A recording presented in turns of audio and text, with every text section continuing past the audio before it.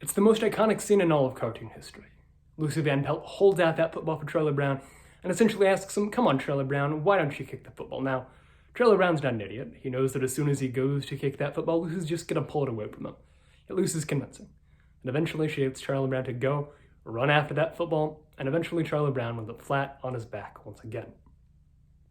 This cycle of trying the same thing over and over and over again, and ultimately not accomplishing anything, is unfortunately the United Nations record when it comes to preventing genocides and atrocities across the world. Whether it be the Holocaust, or the Rwandan genocide, or the ethnic cleansing in Darfur, or a whole host of other atrocities, the United Nations has repeatedly said never again, only to allow further atrocities to happen under their watch. Which leads us to the world's current worst violation of human rights. As The Economist explains on October 15th, the Chinese government is currently interning around 3 million Uyghur Muslims in the region of Xinjiang. Now, these Muslims have been forced into camps which the Chinese government calls educational and vocational training. Yet, ultimately, as reports have come out from these camps, it's clear that they represent a massive violation of human rights, with forced sterilizations and beatings being very frequent. It's important that the international community do whatever it takes to fulfill our moral obligation and prevent these atrocities against Uyghur Muslims. And thus, it's important that we ask the question, what should the UN do about China's treatment of Muslims? Well, the United Nations needs to be courageous. It needs to stand up to China's force, and it can do so in 3 primary ways. First, it can accept Uyghur refugees and asylum seekers. Second, it can impose sanctions upon China. And third and finally, it can simply speak up more.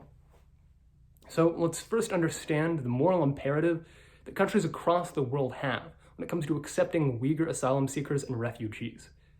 While many countries have policies which currently require asylum seekers to demonstrate credible persecution within their home countries, it should be lifted when it comes to these Uyghur Muslims, because these Uyghur Muslims don't have the opportunities to clearly demonstrate specifically their sort of internment now that the Chinese government is denying it.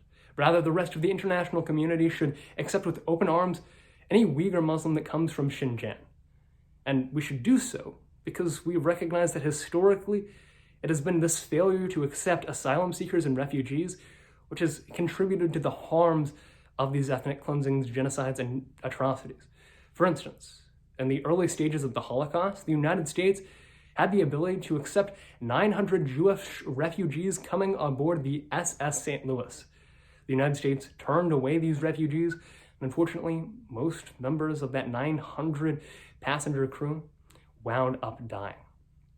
So, it's important that the United States and the rest of the United Nations accept any Uyghur Muslim that comes forward, lest that Uyghur Muslim face violence or term it if they return home to China. Beyond that, there are more substantial and widespread ways that the international community and the United Nations can put pressure on China and get them to change. That's when it comes to sanctions. So right now, a large reason why China is so invested in interning these Uyghur Muslims is that, as Reuters reports on October 12th, China is essentially getting to use their slave labor. They're being interned in camps, and in these camps, they're making products that have been exported to the rest of the world, which means that the United States, France, Canada, United Kingdom, and the rest of the United Nations are currently accepting products and buying products that have been produced by Uyghur Muslims in Xinjiang. And that needs to change.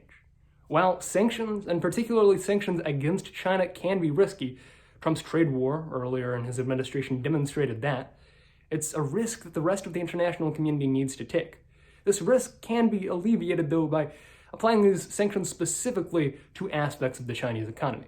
For instance, by banning all goods produced in Xinjiang and by sanctioning specific officials that have been found to be collaborating on projects that intern Uyghur Muslims.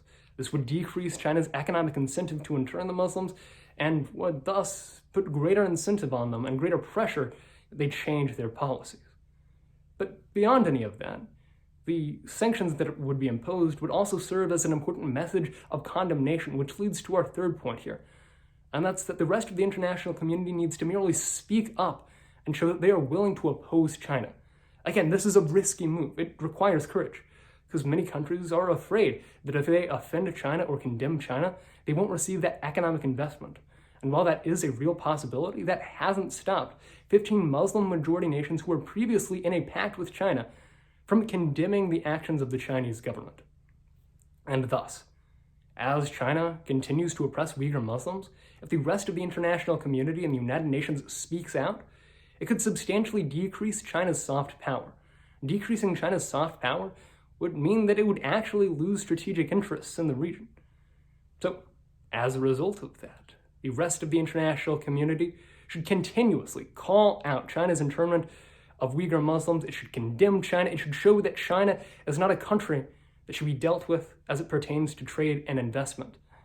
And if enough countries are saying this, if enough countries cause a decline in China's popularity internationally, then that could potentially force China to change its behavior. China is looking to expand its soft power through its Belt and Road Initiative. It wants to become a hegemon like the United States. But if its internment of Uyghur Muslims no longer provides economic benefits, if it no longer is beneficial for the rest of the international community, if it harms China's soft power, and additionally, if Uyghur Muslims are granted asylum in countries across the world, if China loses its grip on the information that's coming out of Xinjiang, and more people are allowed to leave and find asylum in the rest of the world, it appears as though the United Nations actually can take substantial action to change the oppression that is going on in Xinjiang, China right now. Which is why, if the United Nations acts now, then it can save the lives of Uyghur Muslims. If it doesn't do anything, like it has done in the past, then it's going to wind up just like Charlie Brown, flat on its back once again. Thank you.